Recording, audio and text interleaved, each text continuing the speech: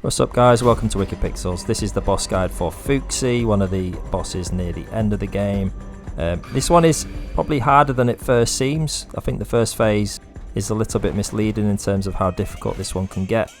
There's a few attacks from the boss that are a little bit tricky in terms of timing, notably the lunging attack and the one that he scrapes backwards along the floor with his claw can also be quite tricky to get the right timing on that one. So we're going to have an easy punish here on his special with the unbounded counter. We're going to get a talisman charge onto full.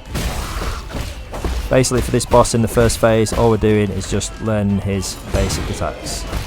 So we've got a normal downward attack. This backwards scrape is the one that we're going to struggle with. You need to jump for that one because he does leave a little pulse along the floor that if it hits you it will do damage, so make sure you are airborne when you parry that one. We've got this upward scrape, usually a 3-hit combo with slightly varied speed on those, which can be a little bit tricky, and this one which tends to knock you away as well.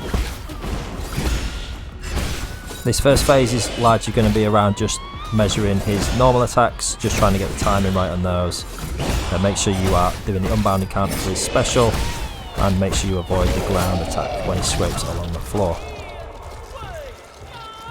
Now as we move into phase 2, the boss we've just fought stays pretty much exactly the same, but we have the introduction of Fuxi, who actually starts to add a layer of different attacks which are generally randomised. It always starts with that energy, with the energy wells that appear.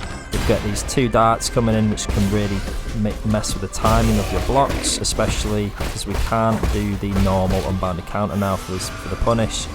Those darts will always be there when you're about to do that particular block. You have snakes that come in from different portals, whether it's from the ceiling or from either side, which we're going to need to stay airborne to avoid. For that one there, as you notice, the punish that we had in phase 1 is not there anymore. There is a talisman that you can, a jade that you can use for this one that will allow you to do a series of unbounded counters. I personally don't like that. I'm not too keen on executing that, so if you can do that one, feel free to go for it. The energy ball is a priority, make sure you're bouncing on that just to get rid of it so it doesn't interrupt your attacks. I'm also going to be using the Azure Bow. Once a series of special attacks have come in from Fuxi, I'm going to use the Azure Bow to stun the boss, and that's how I'm going to get my 5-stack talisman charge on.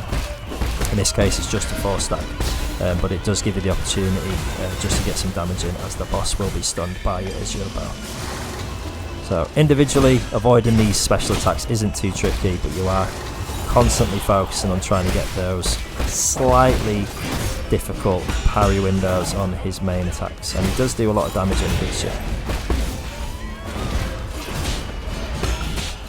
For this one guys, I am using a couple of jades. I am going to use as before, the Breather Jade and the Iron Skin Jade, which is 2 of the jades that I find really useful for these kind of fights. If you found this one useful, please drop us a like and stay tuned for more 9 Source content on the way.